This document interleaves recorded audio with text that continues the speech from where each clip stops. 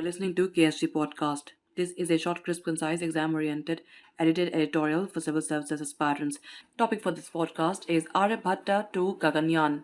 As India tries to navigate its relationship with Russia against the backdrop of the war in Ukraine, the two countries' years old defense and scientific ties have come to the fore. India and Russia and its predecessor, the Soviet Union, have long maintained a strategic relationship centered on five main aspects: political, counterterrorism, defense, civil nuclear energy, and space. The majority of Indian defense equipment is currently of Soviet or Russian make, and in scientific fields, the collaboration has included space physics and aerospace.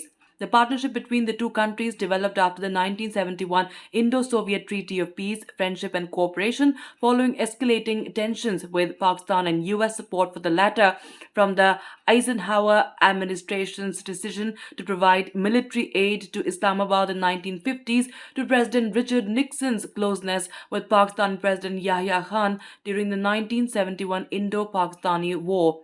India's dependence on Russian space technology has reduced over the past few decades, but the two countries continue to collaborate through the Indian Space Agency ISRO and its Russian counterpart Roscosmos. Now, talking about the historical space collaboration, before its development of the Polar Satellite Launch Vehicle, that is PSLV, India relied on its ties with the erstwhile Soviet Union to launch its first two satellites, Aryabhata and Bhaskara, from the Baikonur Cosmodrome on the Cosmos rocket in 1975 and the Intercosmos vehicle in 1979, respectively.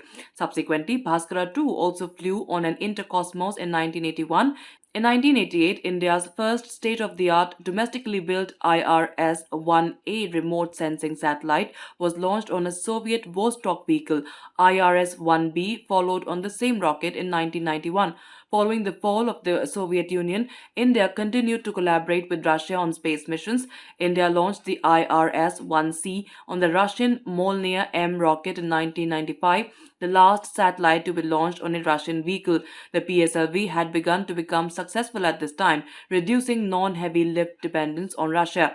Russia, originally through a Glavkosmos, a subsidiary of the state space agency Roscosmos, had signed an agreement in 1991 to provide technology for the development of the GSLV, that is Geosynchronous Satellite Launch Vehicle, ISRO's heaviest launch vehicle. However, the US imposed sanctions on India and Russia in 1992, stating that the technology transfer violated a multilateral treaty.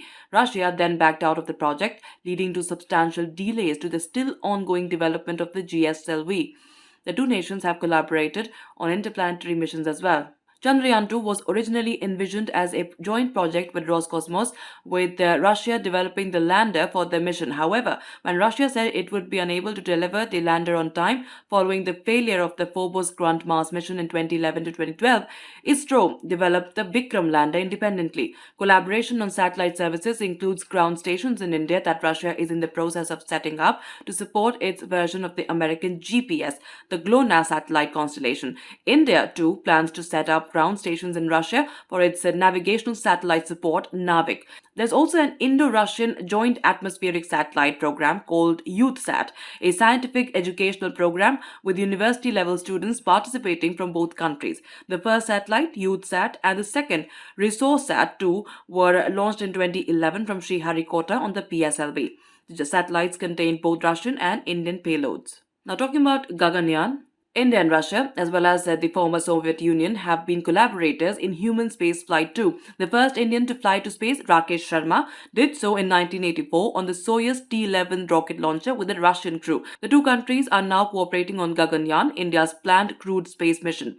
After ISRO's Human Space Flight Center was set up, it was announced that an agreement had been signed in July 2019 with Glavkosmos for cooperation in the selection, support and training of 4 Indian astronauts out of a potential 12 who had completed initial tests and evaluation in Bengaluru. The 4 candidates underwent their year-long training at Gagarin Research and Test Cosmonaut Training Center in Moscow beginning in February 2020. Their training continued to the pandemic, concluding in 2021. Subsequently, they returned to Russia for spacesuit prototype testing.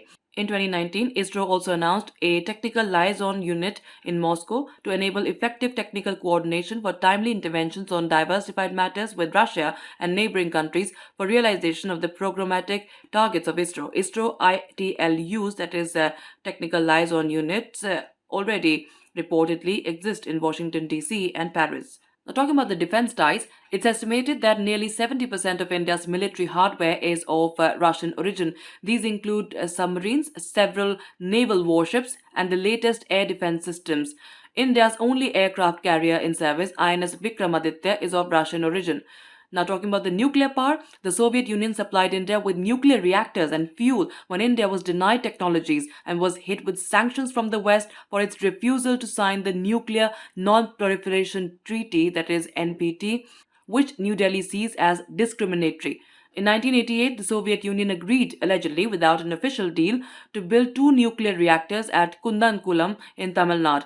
The deal was made official in 1992. In 2000, Russia and India signed another secret MOU to cooperate on peaceful uses of nuclear energy and for Russia to supply India with low enriched uranium fuel for the Tarapur reactor in Maharashtra. In 2009, the two countries entered into a major nuclear deal, with Russia agreeing to install four nuclear reactors at Kundakulam in Tamil Nadu and one in West Bengal. Two units at Kundankulam are currently operational, and the third and fourth units are being prepared for installation.